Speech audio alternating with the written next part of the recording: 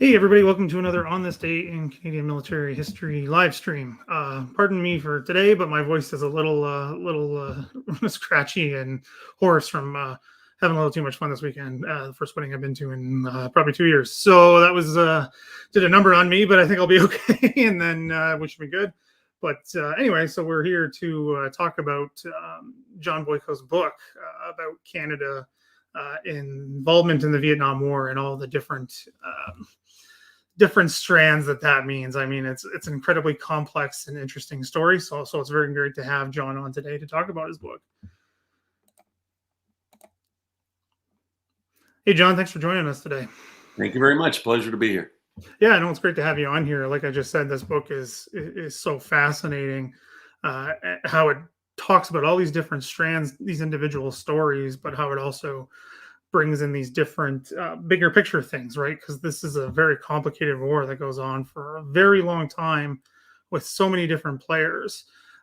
And people often don't think Canada when it comes to the Vietnam War. I mean, people might think about the so-called draft dodgers and what all that entails, but other than that, it doesn't really come up. So that always leads me to the question of how did you come to this topic? How did you come to write this book? Well, like most people of my generation, I've known about the Vietnam War forever, growing up with it in the 1960s. But I was writing a book that ended up being called Cold Fire, Kennedy's Northern Front. And it was about President Kennedy's relationship to Canada and the ways that he affected Canada, both good and not so good. And I was in Boston at the Kennedy Archives, Library and Archives, and in all of the instances where he had meetings with Prime Minister Diefenbaker and then Prime Minister Pearson, I kept seeing that they were discussing, among other things, but they were kept discussing the Vietnam War. And I thought, well, this is interesting because I knew about draft dodgers coming. And I also knew about the Indo-Chinese refugees that came, the so-called boat people after the war. But I didn't know a whole lot more about Canada and the Vietnam War. And I kept wondering, why is he asking about the Vietnam War and insisting on things with respect to the Vietnam War? Well, that led me to do more research, both for this book and just my curiosity when I was in Saskatoon with the Diefenbaker papers and up in Ottawa with the Pearson papers. And that led me to this book. So it was an exploration of how was Canada involved in the Vietnam War. And I ended up surprising myself over and over again with how complex our involvement was. And we were there even before the Americans arrived with great numbers, and we were there after the Americans left in 1973. So our involvement was intense, it was bloody, it was divisive, and it was, for me, and I hope for the readers of The Devil's Trick, a fascinating exploration. Yeah, well, I can definitely attest that it's fascinating. And like you said, for me, it's a few things. These things kind of happen, I like to say this often, and not just with your work, but just kind of generally, is you read things or you come across things and you kind of go, oh, yeah, that makes sense. Or why haven't we thought about it more in these direct terms or thought about it in this way? I mean, that happens. I mean, I did not grow up during the Vietnam War. I'm not getting up there, not that old. But anyway, but I knew about obviously the draft dodgers and what that entailed, and because it just gets talked about and that kind of thing. But also, I indirectly related to someone who did serve, a Canadian who did serve in the American Army, on the U.S. Army during the war. So I'd always heard those kinds of stories at like kind of family meetings and that kind of thing. So it obviously brings these things together. But for me, two of the most interesting things to me, I know being the historian that I am, is the things like you said, them being there first, the Canadians first. I was wondering if you could talk about what that means in terms of the context of both your book and maybe just really quickly about Canada overall.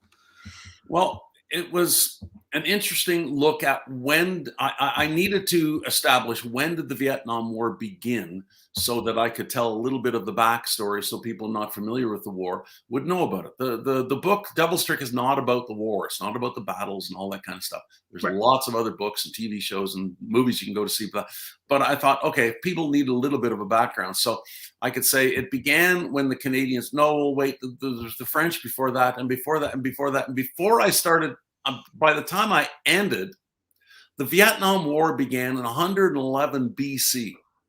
That's when the Chinese invaded what was then the Viet people. And the Viet people said, no, we want all the foreigners out. We want our control of our own country. And we want one country united. That was 111 BC. Well, 111 BC led to the Chinese eventually being kicked out and then coming back several times and being kicked out again. And then in the 1600s, the French came with missionaries. They were seeking gold and trying to sell God as missionaries are wont to do. And the French were there for 300 years. And then when they left, when the Nazis invaded in 1940, the Japanese came in, and then the Japanese got kicked out, and then the French came back. Now it's 1954. And in 1954, that's when the Viet Minh, led by Ho Chi Minh, that was to play a big role in the Americanization of the war, finally led a battle that resulted in the French being kicked out for good. So there, we've just gone from 111 BC to 1954 in about 1 minute. Not bad. Not bad. So when the French decided that they were going to leave after their 300 plus years of colonial rule, the great powers met in Geneva, and it was the United States and Britain and the Soviet Union and China, and they met to determine how could the French get out, and they made a deal. The Vietnamese people were allowed to sit in a corner of the room and watch while their fate was being determined. At least they were allowed to watch. And they said, okay, what we're going to do with Vietnam, there was separate deals with Laos and Cambodia, but let's just deal with Vietnam. So they said, well, we'll split the country in half at the 17th parallel, just temporarily. We'll let Ho Chi Minh rule the north. We'll let the emperor and his prime minister Diem rule the south. And the French are going to have to get out, take all their military equipment with them in 300 days. And anybody from the north who wants to go south, go ahead. And anybody from the south who wants to go north, go ahead. And in 300 days, good, everything is set. And in 1956, in July, we're going to have an election. And therefore, the election will decide how everything is going to be for the Vietnamese people. They can choose their own government. Well, that was fine, but we needed some kind of force, some kind of organization that would oversee all of that, because it was, you could imagine, a mess. This civil war, nationalist war had been going on for, like I said, forever. So they said, okay, let's get a 3-country delegation that will go there and oversee all of this and make sure everybody's obeying the rules. So representing the communist world will be Poland, representing the non-aligned world will be India, and representing the West will be Canada. And so that was in 1954. When we think about the Vietnam War that we know on TV and all the movies, Platoon and all those other things, that begins really with the Americans in 1965. So this is almost a decade before Canada was involved. What is really interesting is our Prime Minister, Saint Laurent. You know how he found out that Canada had been invited to participate in this way? He read it in the Globe and Mail one morning. We were chosen. We weren't consulted. So this is a long answer to your short question. Yeah, sorry, just to jump in, I knew it is. It's not as simple. Like I said at the beginning, this is complicated, complex.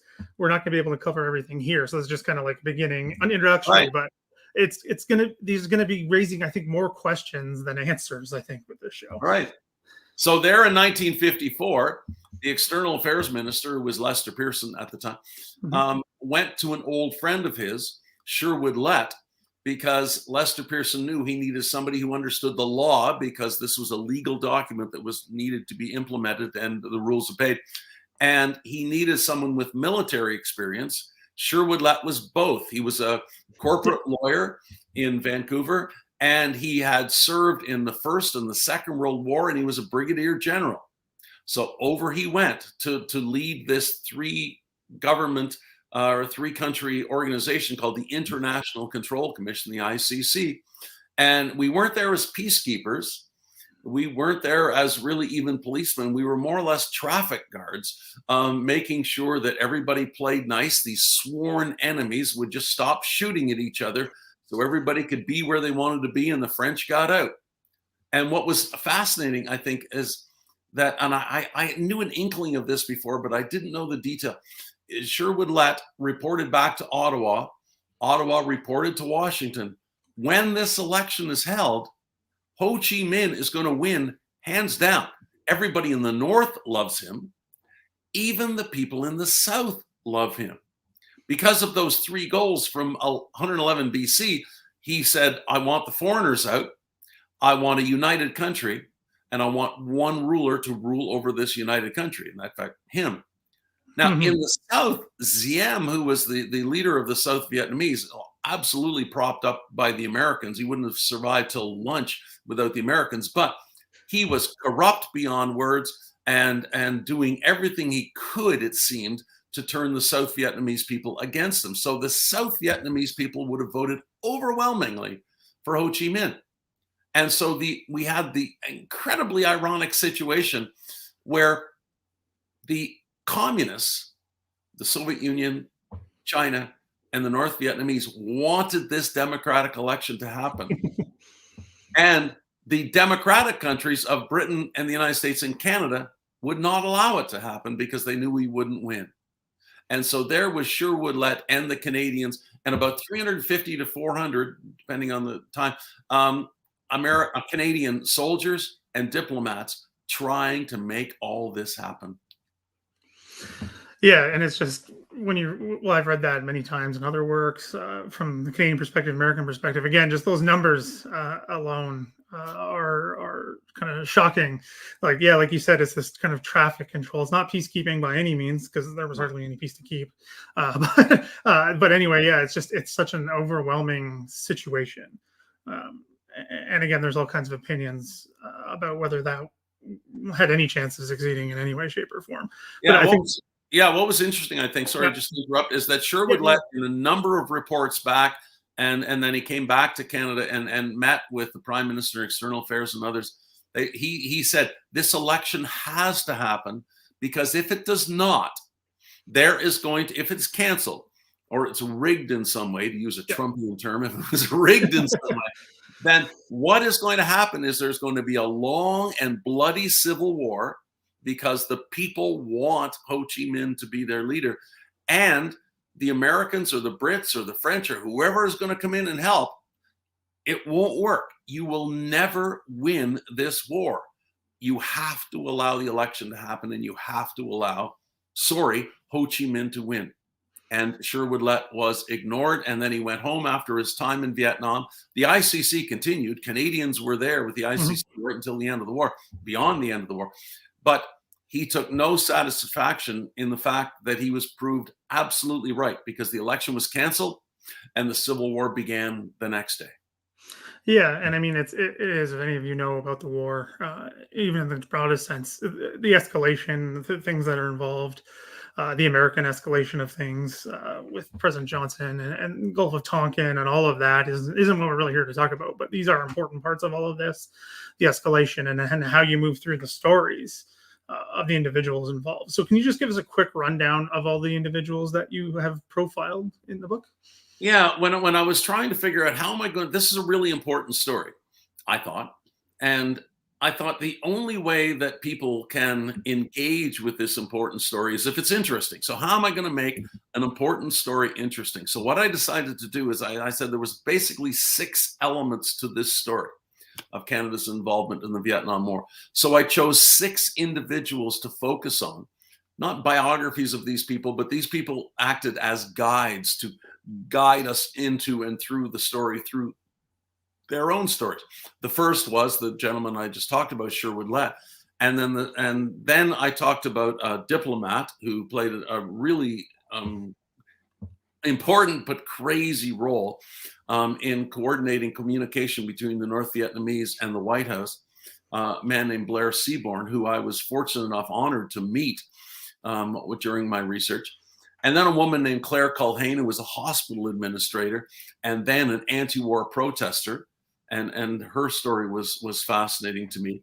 I then spoke to a man who I had known for about 15 years. He lives near me here in just outside of Peterborough, Ontario. And I had known him for about 15, 20 years, and we had been friends. And he asked me, so what are you writing about? And I said, well, I'm writing about Vietnam War, and one of the aspects is going to be draft dodgers and this and that. He said, well, really, I'm a draft dodger. So he became the draft dodger to tell that story. And then, you mentioned a person that you knew who fought in the American Army in Vietnam, and there were about 20,000 Canadians that signed up with the American forces and fought. And I chose a gentleman by the name of Doug Carey, who I heard about, and he lives just outside of Carleton Place near Ottawa. And I spoke with him many, many times, and some of the people that he served with, to tell that story. And then finally, there was a woman who lives in Calgary named Rebekah Trim, and I spoke many times with her over the phone and with her daughters, and told her story. She represents the so-called boat people, the Indo Chinese people who came as refugees. So those were the 6 elements of the story, and they were the 6 people that I chose to work as guides. And well, two had passed away, but I was able to speak with 4 of the 6, and it was fascinating, because everything that I read in papers and books, you can imagine all the articles and everything else I read about when researching this book, they added even more color than you could ever get from simply reading books and hanging out in the dusty archives. They added color. Oh, for sure. Yeah, you're preaching to the choir on that one. I mean, yeah, the archives and the secondary sources and everything is extremely valuable, but getting a personal touch, or even being able to talk to a person involved for even a few minutes is so valuable. I mean, that's just my own experience, but yeah. Well, let me tell you one story. It's with respect to Blair Seaborn. Yeah, of course. I was going to ask about him anyway. So yeah, okay, yeah, because by 1964, President Johnson realized that we can't win this. He knew it, and the Pentagon Papers, published in 1971, released in the New York Times later, indicated that he knew then we can't ever win this. And he also knew, because he commissioned a CIA study to say the only reason we're in here as Americans is because of the domino theory. That we allow Vietnam to fall to communism, then Laos, then Cambodia, and Philippines, and every place. And the CIA did an intense, and they said, no, it's junk. That whole domino theory is not true. It won't happen that way. So therefore, Johnson knew the reason that we're there is bogus, and we'll never win. So we should get out. But he had no way of communicating with the North Vietnamese because they had no embassy there, and they had no back channel communication. So he met in secret with Prime Minister Pearson, Prime Minister up at this point, and chose Canada to act as an intermediator. And the guy that Pearson chose was Blair Seaborn, a really experienced diplomat. And Blair Seaborn went to North Vietnam. He went to Hanoi, now as the head of the ICC. So he sort of had that as a cover. And it was a real James Bond cloak and dagger story. In he is talking to the Prime Minister of North Vietnam. He carries the message that that President Johnson gave him, and said, basically, if you will allow South Vietnam to stand, we'll leave. The Americans will leave tomorrow. And we will also give you all kinds of financial aid. And Blair Seaborn added in, and Canada will give you millions of dollars of financial aid. All you have to do is promise that you will pull the Viet Cong out of South Vietnam, the guerrilla fighters, and you will allow South Vietnam to stand. Well, the Prime Minister said, well, terrific, that's great. Now here's my deal. We want one country, the foreigners out, with one leader. It's the 111 BC, 3 goals. Yeah. And Seaborn heard that message. He then went around and he talked to a number of soldiers speaking French in Vietnam, which was like the second language. And he spoke to other diplomats in North Vietnam, generals, ordinary people in the street. And then he wrote cables back to Johnson, and he said, take this deal. You will never get a better deal than this. This is the deal that needs to happen. Because if you don't take this deal, same thing as Sherwood Lett said 10 years before, it'll be a long and bloody war, and you will lose. They will outlast you, just like they outlasted the French and the Japanese and the Chinese. You will not win. And Johnson ignored him. Now, I told you about the that's Seaborn's story. He met with the North Vietnamese 5 more times and sent more messages over, essentially saying the same thing. But the one story that he told me when I went to meet with him in Ottawa, he was 96 years old at the time, but still very much with it, and able to remember those days and tell me stories. I knew that he met with Paul Martin Sr., not the Prime Minister, Yeah. Paul Martin Sr., who was the External Affairs Minister at the time in Japan, to go over all of that I was just telling you. And what I didn't know, that they met on a rooftop swimming pool. And Martin had just been through a whole day of trade meetings and was very tired. He was floating around the pool and said, "Join me." And Seaborn said, "Well, I'm sorry, I don't have a bathing suit. I didn't expect to go swimming while I was here." And he said, "Well, borrow the ambassador's bathing suit." The ambassador weighed about 250 pounds. And so here he was with this bright pink bathing suit, holding it so it wouldn't drop, floating around in the warm water with Paul Martin as they're discussing Canadian policy in Vietnam. And I thought, that's a great story that I would never get simply by hanging out in the archives. So it was Blair Seaborn.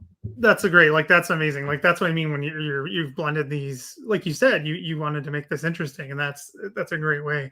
I mean, again, the story that you just told about meeting with the North Vietnamese Prime Minister was standing out to me for two reasons. Is just how the scene. I mean, the scene itself. You can picture that in your mind, right? How it would have gone down, right? It's the North Vietnamese were very smart people. Not disparaging them in the slightest. I mean, we know from things that came out of the Paris Peace Accords afterwards got to know more about them, basically, more generally speaking, like people watching the news or whatever.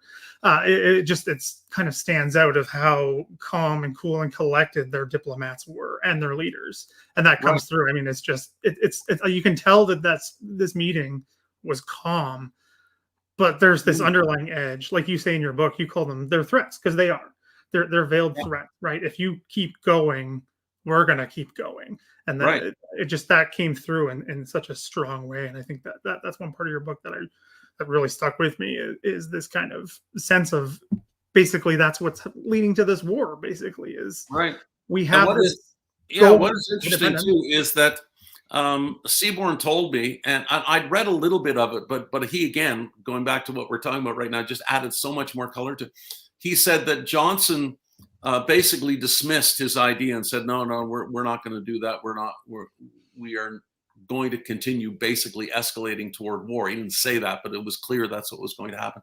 And Seaborn said it was interesting that while he was dismissed by Johnson and the White House, every senior American that came to South Vietnam then met with him.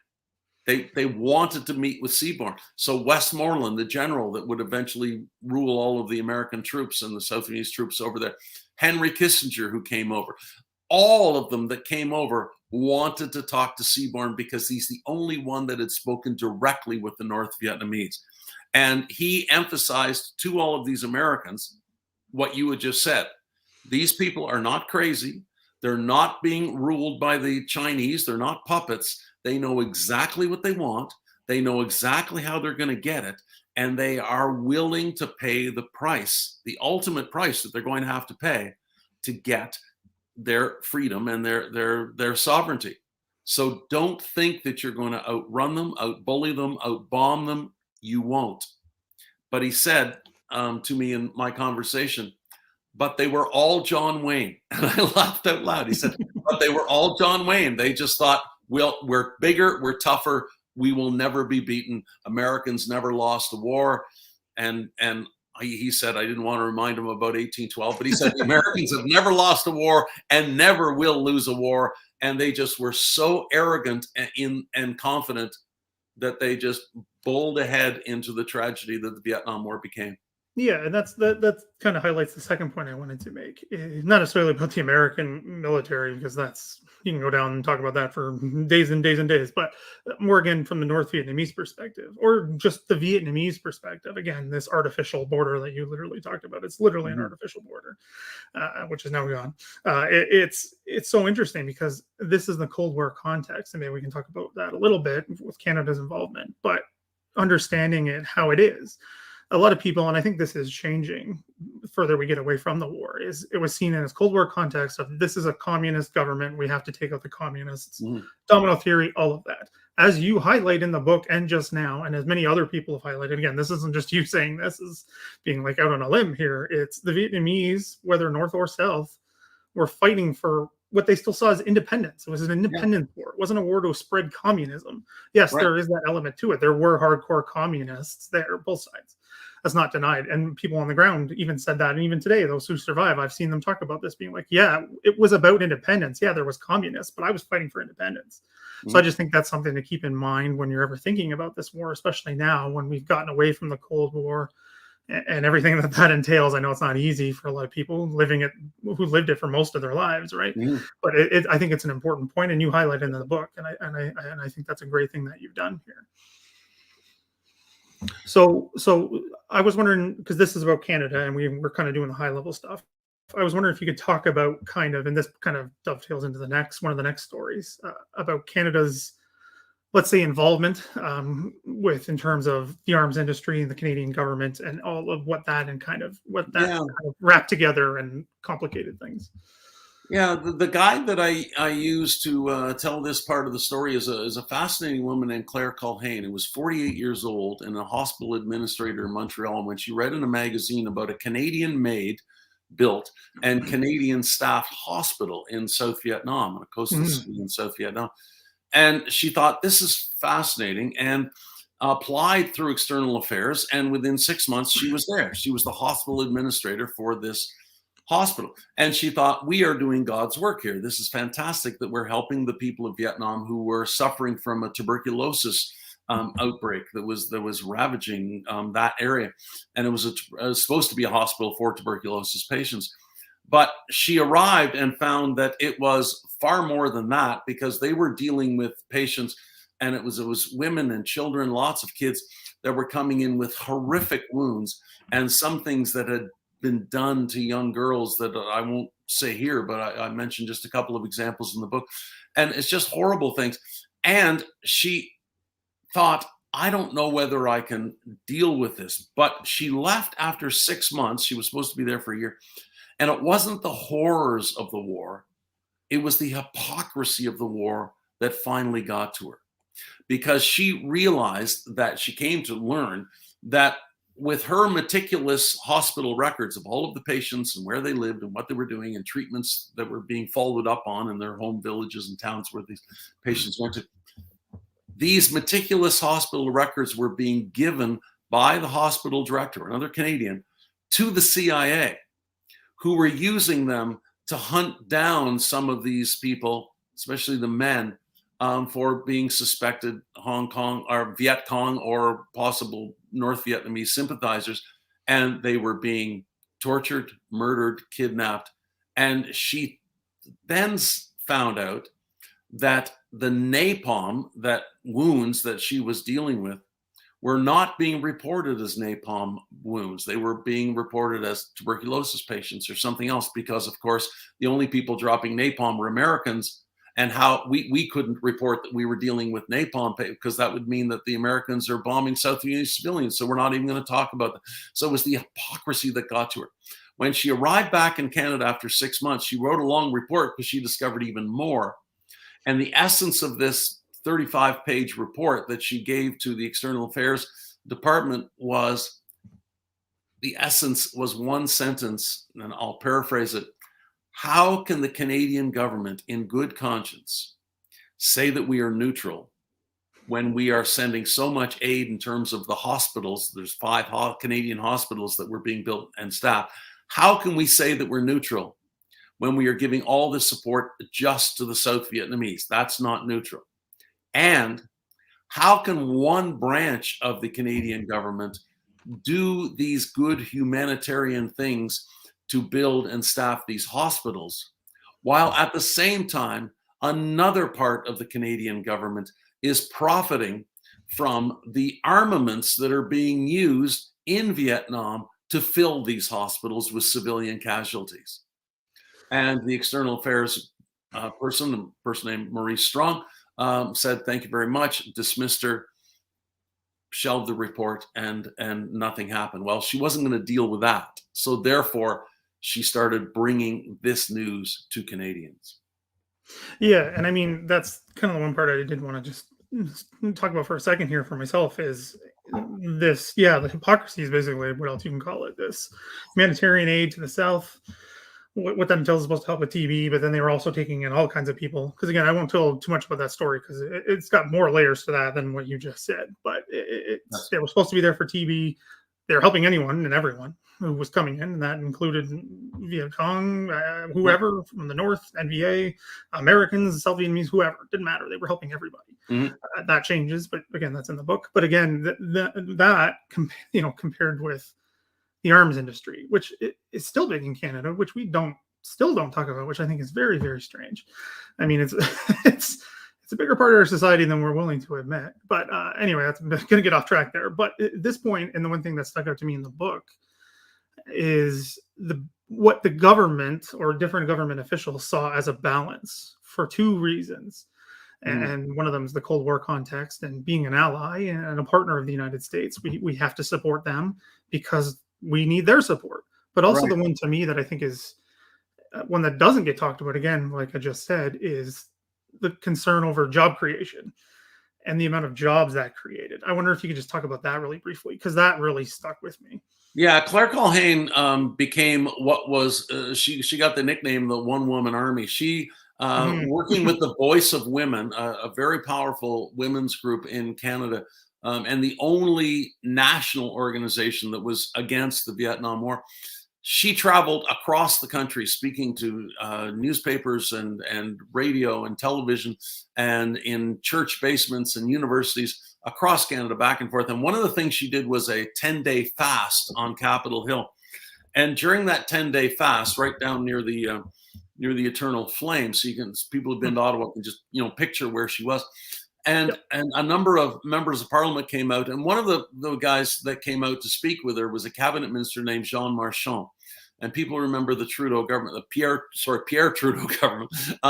Remember, the Jean Marchand was probably the most powerful cabinet minister there was, and he came out and they were having a discussion that turned into a debate that turned into a yelling match.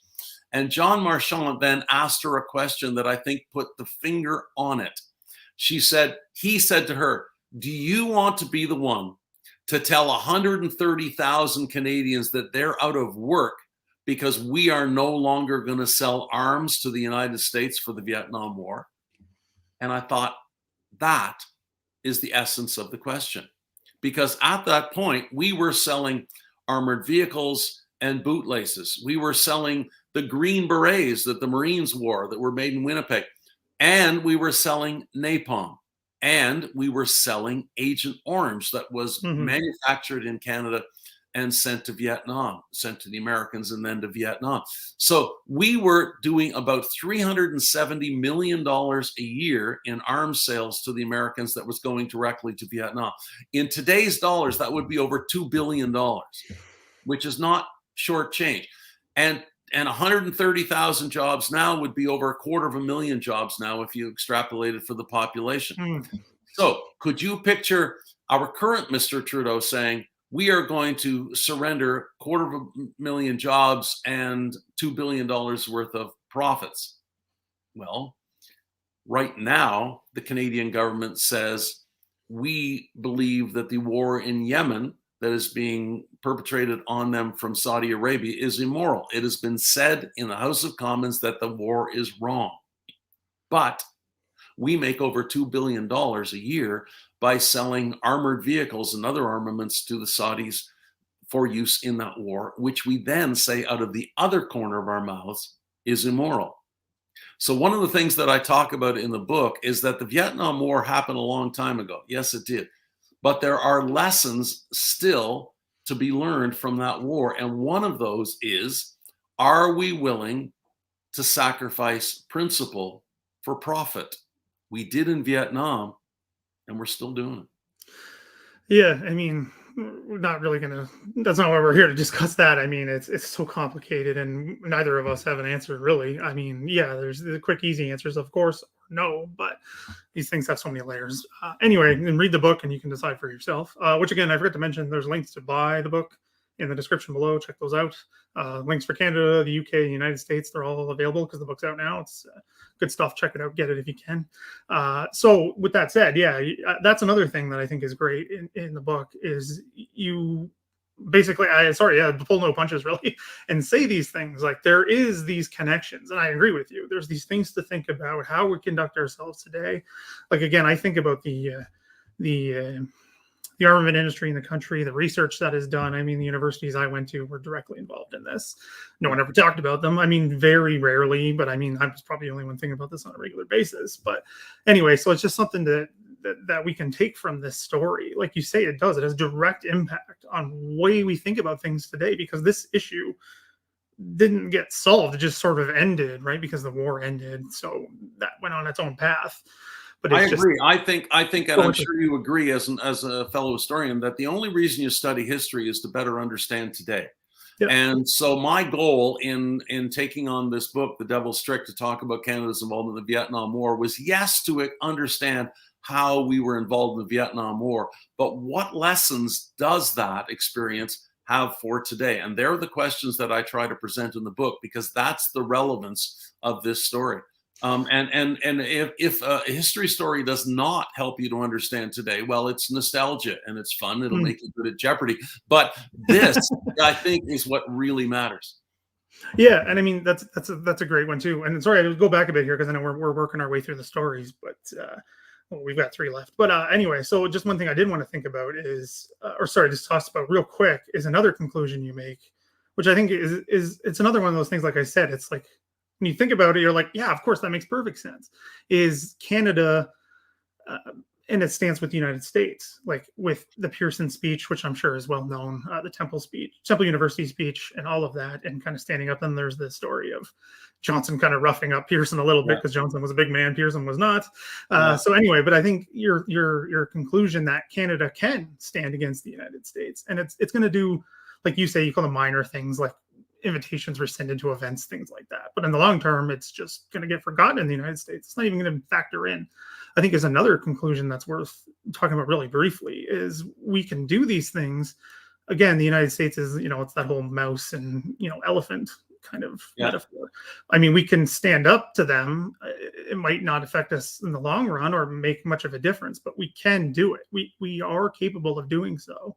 Right. To me, that's just so powerful. Sorry, just one thing. I just don't want to forget this point. Is it's so powerful to me is because we think about that all the time. Like, oh, we can't make them upset, but we can. We can do these things. To me, it's just that's mind blowing. Again, that's more like a political science thing, but to me, that's still mind blowing. Well, it's important, and it's again one of the important points I try to make in the book. The final chapter in the book, which is called "The Whistling Dog" for a reason we can get into, I guess.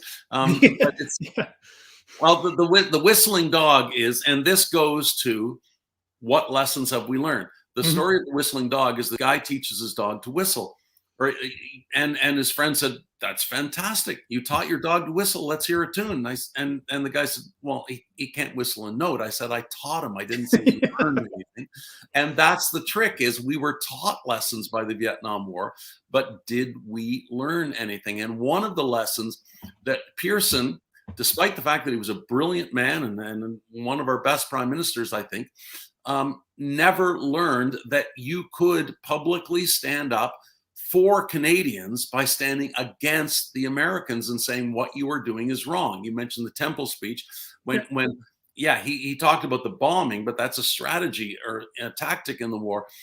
He praised the Americans for everything that they were doing in Vietnam and standing against communism. And then Pierre Trudeau, never publicly went against the Americans for what they were doing in Vietnam. Once tactically talking about the bombing again, but always trying to keep quiet because you don't want them to retaliate, like you said. And yet, the times where we did publicly stand up against the Americans, and you mentioned Pearson once and Trudeau again much later, nothing happened. Negotiations continued. Our relationships are so complex. It's not just leader to leader. And we learned that lesson, I think, when in the Iraq War, John Chrétien decided, I don't like this evidence that you were talking about weapons of mass destruction.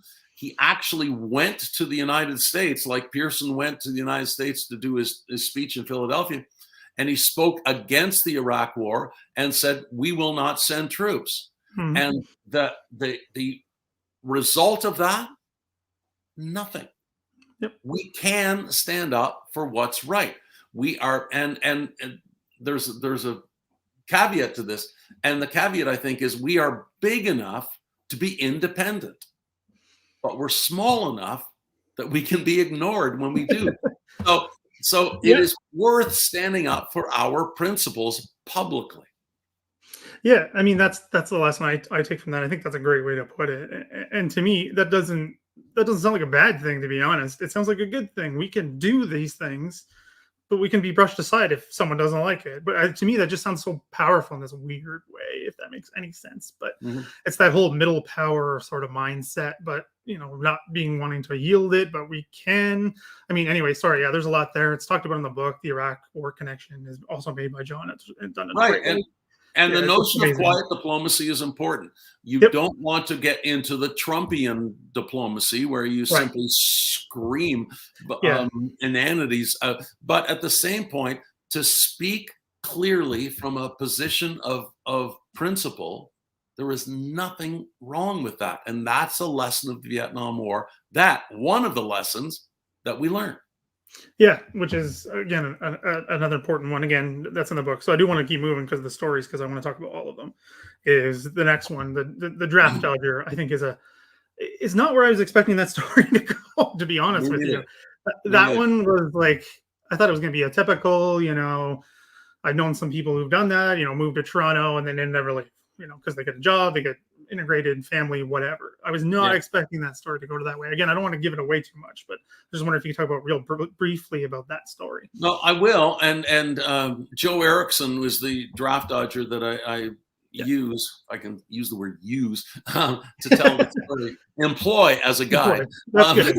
Yeah. and his story is fascinating because of, and again, I won't give it away because it's in the book, of what he discovered years later happened to his family. Yeah. Home in Minnesota, how the FBI dealt with his family after he left.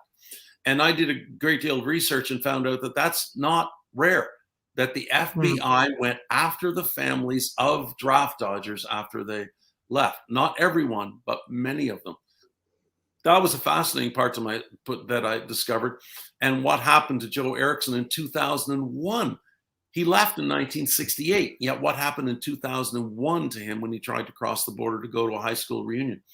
Another part of the draft dodger story that surprised me was that while lots of Canadians welcomed the young men and women who came, about 30,000 of them, many did not. In fact, polls Mhm. show that the vast majority of Canadians did not want them here for a number of reasons. And one of them, I quote the mayor of Toronto and the mayor of Vancouver, who said some horrible things about draft dodgers, wanted them all to go home because he conflated the young people that were coming up from the United States to get away from the war with those young people who were growing their hair and wearing funny clothes and listening to that devil's rock and roll music.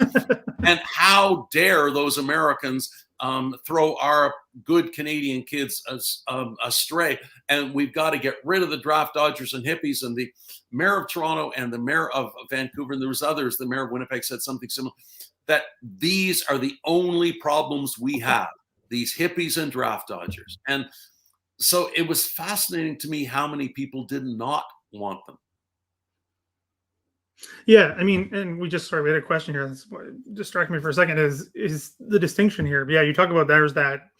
Yeah, that's a concern of Cold War culture. I think is this bad influence. Doesn't even matter what it is. It's just bad because they're going to change our the nuclear family kind of thing. Anyway, but an interesting distinction in all of this, and you talk about this in the book, and I didn't know it was to this level. I knew about it.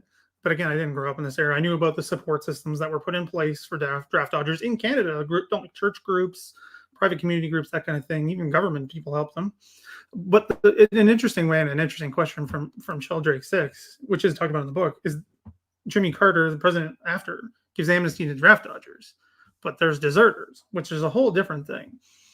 And that plays out in Canada too, which I think is something not talked about at all. Yeah, that's true. That even in Canada, there were organizations in not every, but almost every Canadian city Yeah, and town of any size. There was an organization called different things, but organizations to help draft dodgers. And most of these organizations were um, organized through university professors or like minded people. And church groups gave all kinds of money and logistical support to allow these organizations to happen. But church groups too found that the majority of the people in the pews did not want the church leaders to help the draft dodgers because they were against that too. But what these organizations found is that the deserters that came, the support that they had from church groups and from community organizers and community individuals just evaporated if they helped the deserters. So therefore, the draft dodgers, that is people who came north to avoid being drafted, to avoid going into the war, as opposed to deserters who were people who had enlisted or been drafted and then took their uniform off and left. yeah, Nobody wanted them, including the organizations that were set up to help the draft dodgers. And when Jimmy Carter was elected president, when he took over in January of 1977, one of the first things he did was grant amnesty to all draft dodgers, but not deserters, because they were not to be forgiven. It was interesting that the American media, a couple of days after that, put a number of camera crews at border stops, and they were going to see the thousands of Americans, there was about 30,000, that were going to go flowing home. And they were greatly disappointed because some went home, but not many. yeah. Most I think that had become Canadians and were very happy to remain Canadians, like Joe Erickson, who still lives close to me. Yeah, to me that part just is quite funny. I have lots of opinions on things like American exceptionalism. That's why I think that media example is a perfect thing to use, is saying, of course they're going to come back when they can, of course, but they don't. And I mean, it's so interesting. Yeah, we just had a comment about from Pat Dennison, who's been on the show on the channel, about attending university with draft dodgers, even teaching, which I think is good, because you talk about that too in terms of building this university system and needing people to teach it. A lot of them are Americans anyway. I want to keep moving, but to me, that's just an interesting part of that. And that's probably someone of my age who grew up, in the 90s, at the late end of the Cold War. This is what we heard about the draft dodgers, them coming to Canada, most of them staying and being part of them and being like, oh yeah, that's our American neighbor. He came in the 60s. You hear that a little bit and you're like, oh yeah, they came. We're not really gonna talk about why, but they came. But anyway, so that's just a part I know of. Like, I had some teachers that were Americans. I think they were draft dodgers. I don't remember. But anyway, it's such an interesting part of the Canadian experience of all of this. Right. And Patrick, who just made a comment, on one of the groups that were very much against the draft dodgers were Canadian scholars who were many having trouble finding work in universities because a number of the draft dodgers came up and became university professors.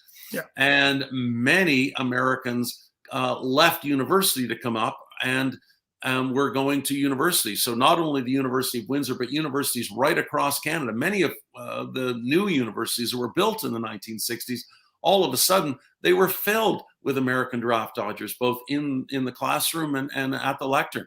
Yeah. And there was a movement against that because of a number of reasons, including bringing Americanism and American ideas to universities. So it was like Patrick was saying, there was a lot at the University of Windsor. There was a lot right across Canada, and that was another real negative against the draft dodgers. Yeah, it's really interesting. And there's just one question here I do want to go back, because I think it's a really good question.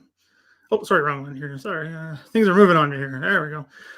Support from Quebec church groups, given their, as Sheldrake says, apathy for conscription. Can you speak to that at all briefly? Yeah, there was a lot of support from Quebec church groups, but there was also support from church groups right across Canada.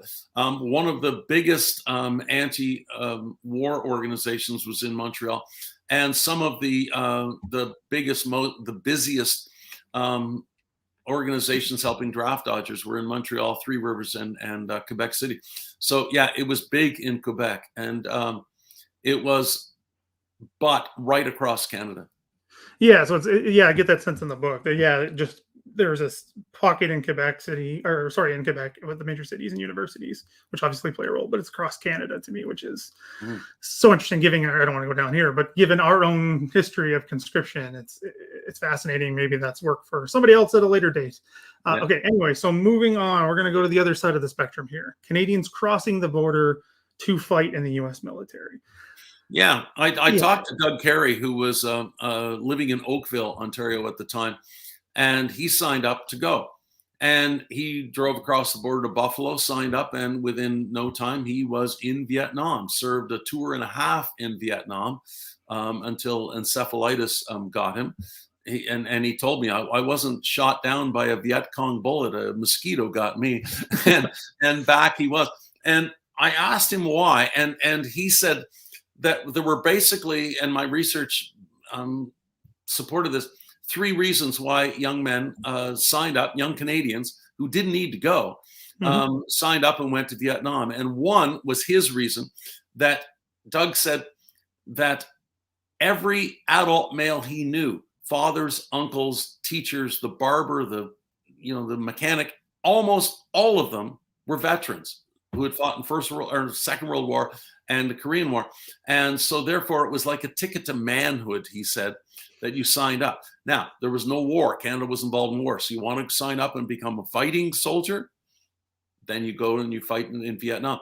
The second reason that a number of young men signed up was because, and you were mentioning this earlier, is that we were in the middle of a Cold War. We were being told for over a decade, that the communists are going to come and they're going to take over the world. They're going to come and they're going to take over Canada. So therefore, if we are going to fight them, we have to fight them over there so that we don't have to fight them here. Where there was only one place over there where we were fighting them directly. So over they went to fight the communists, to fight the good fight. And the third reason is the reason so many young men sign up for the military, and that is that they were going to look good in uniform and get a girl. Doug Carey said, okay, that was a little bit of why I went to. So those were the three reasons, and 30,000 of them went. There was a question about Quebec. There was recruiting stations for the Vietnam War across the border, in Quebec borders, in French, welcome Canadians. And they took them, and they were happy to take them. About 100, it's hard to judge, but about 169 Canadians died in that war. And so there's 169 Canadian names on that slash of black granite in Washington, the Vietnam War Veterans Memorial. And the other thing that Doug Carey told me about was the post-traumatic stress syndrome that not all, but almost all Canadian soldiers came back with, because they had the same experiences that we know through movies like Platoon and Full Metal Jacket and all that kind of stuff, and books that you've read. He suffered from PTSD. He says that he's in his late 70s now, and he still golfs. And he said, there's 3 fairways on my golf course, and I can't walk down because there's trees on both sides without my eyes darting back and forth looking for danger. And he says it is still there. Yeah, I mean, his story to me is just so interesting. I mean, the things you talk about, you briefly touched on the more or less welcoming signs on the recruiting stations in upstate New York to people from there. But also, Carrie's story to me is interesting because, again, we always have assumptions, right? One was Carrie's interesting story, right? He was born in the United States, right? His mother was American, his father was Canadian. That's right. Just giving a little detail there but when he went to do it, he wrote out the form. They just thought he was, Canadian citizen, Canadian born. They finally realized that he was U.S. They got him signed up right away. He was an American citizen, signed up right away. Yeah. But that made me think, of course, that's why it happened. But then I forgot, because I had known this, but they changed hometowns on applications. That to me it says a lot about what's happening here. The people who did this, their willingness to go, the willingness to do this is to me, I don't know. It's just, to me, it's just something I think I'm still processing what all of that means. But to me, it's just so interesting that they would take on so many Canadians. But then again, Canada did it too, as you mentioned, during both world wars. We had no qualms about taking Americans on, take anybody basically. So exactly. I think maybe that's part of it. Again, not expecting an answer, but it's just something that the book kind of got, turning in my head. Well, Yeah, another book that I wrote was called Blood and Daring. It's about Canada's involvement in the Civil War, and it talks about 60,000, about 40,000 Canadians fought in the American Civil War. This was not new with Vietnam. There has always been Canadians going down there and Americans coming up here, as you said, to fight in each other's wars. Yeah, it's so fascinating. And again, the PTSD part, again, I don't want to talk about that, not because it's not an important topic, but I want people to read that part so they can fully get it. It's just, that was a mind-boggling part to me, that how, and I'll just say this real briefly, is how far behind Canada was in the treatment of PTSD because Yeah, of the lack of a war. that's right. And because PTSD doesn't just apply, to combat veterans, obviously. So to me, that was just a mind-blowing part. But anyway, you talk about that very well in the book.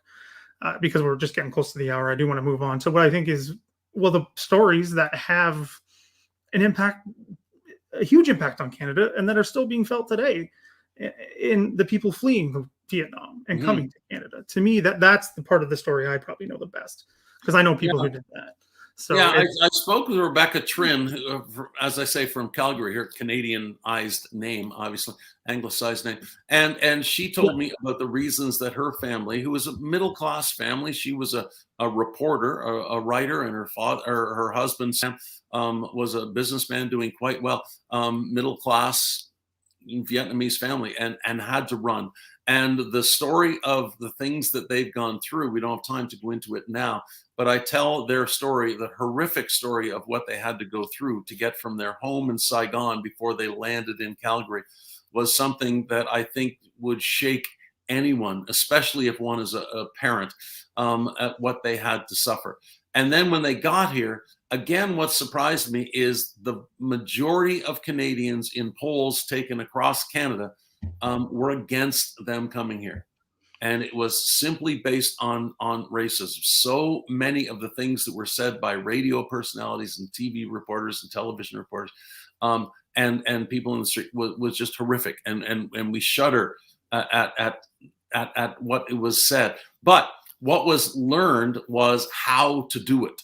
And how to do it was again, I won't go into detail, I know our time is running up, how the Canadian government would support one if someone else supported another. So there was matching funding and matching organizational sharing and logistical sharing for language acquisition lessons and jobs and finding houses and all that kind of stuff. And we use this exact same system when the Syrians came.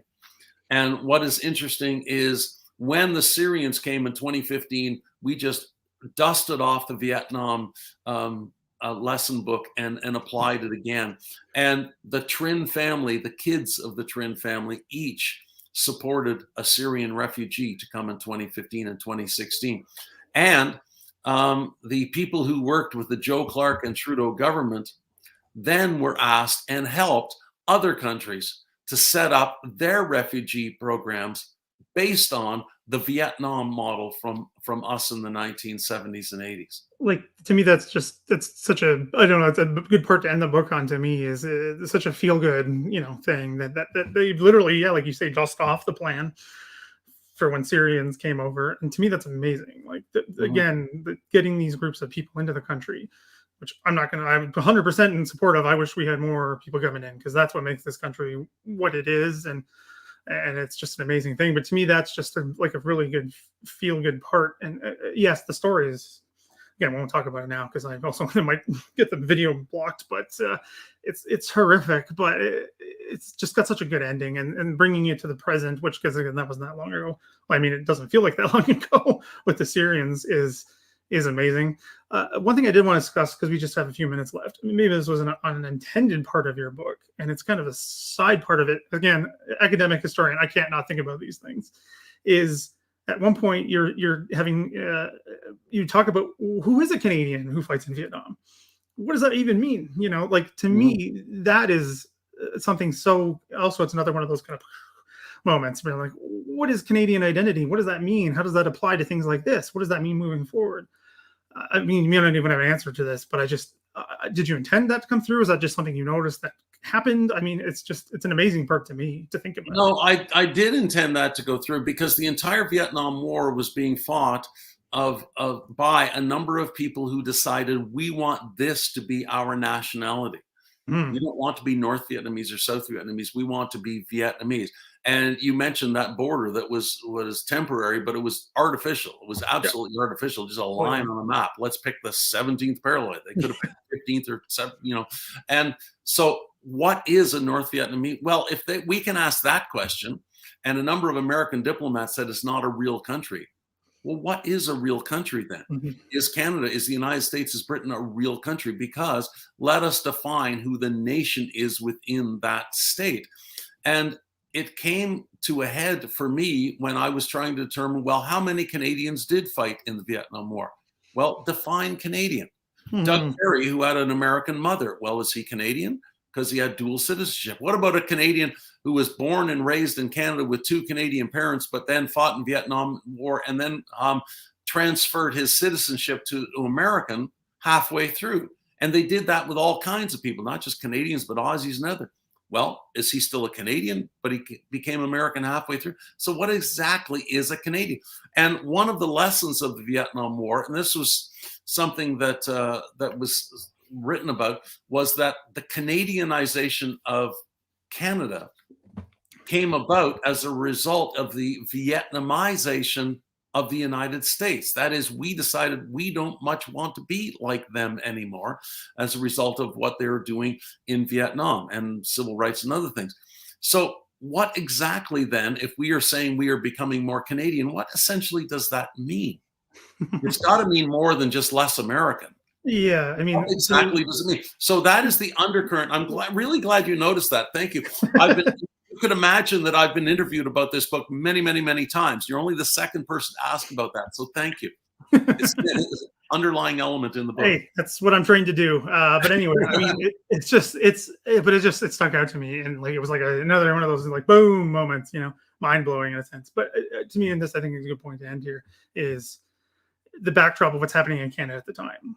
Centennial. You talk about this Expo 67. Everything. These are not thought together. Maybe they should be. Well, they have to be, because people were watching Vietnam War scenes and then they turned on Gilligan's Island. So all of this stuff is happening at the same time. Meanwhile, people are still just going to work and going to school and falling in love. And so all of this stuff has to be, the popular culture has, Beatlemania is happening at the same time. So all of this stuff is always together. And I think historians make a mistake when they say all people were thinking about was this. No, never. No, politicians weren't thinking about one thing. People weren't thinking about one thing. And so therefore it is always all together. And that's what I try to do. And thank you again for noticing that, is weave popular culture through. Yeah, it's I mean, it's great. Yeah. Like, I think that's a future area for someone to look at, is these intertwining things. Maybe there is, I don't know, I'm not an expert in the Cold War in Canada, but I think it's just something to keep in mind, and how these things change and what they mean. But anyway, well, yeah, I'll just end with, when you think Expo 67, you don't follow it up with Vietnam. So it's just something that maybe we should. Anyway, so I'm just going to sign off, and I'll come say goodbye in a second here. So thanks everyone for watching another live stream. This was a really good one. Different topic, another one of outside of the world wars, which I'm going to try and do more of these. So speaking of which, if you want to keep seeing more, please subscribe to the channel and like the video. That is hugely helpful in keeping this going. The more subscribers I get, the better. The more that these things can keep going. Also, if you really enjoy seeing them and want to keep seeing them, you can support me through the Patreon account, and also through Buy Me a Coffee with a one-time contribution. Links to everything in the description below. If you do buy the book, it helps everybody out. John, myself. So it's something, if you really want to see these things keep going, it's really, really helpful for me. So please do check that out. And again, don't forget to subscribe. So thanks again, John. Really enjoyed having you on. It was really great to talk about this book. Thank you. Thank you very much. I enjoyed this conversation. Yeah, great. I'm glad to hear that. I'm glad you enjoyed coming on. So thanks everyone for watching again. And the next show will be on Saturday with Carla Jean Stokes. We're going to be talking about the 100 Days campaign. So everyone keep an eye out for the social media on that. And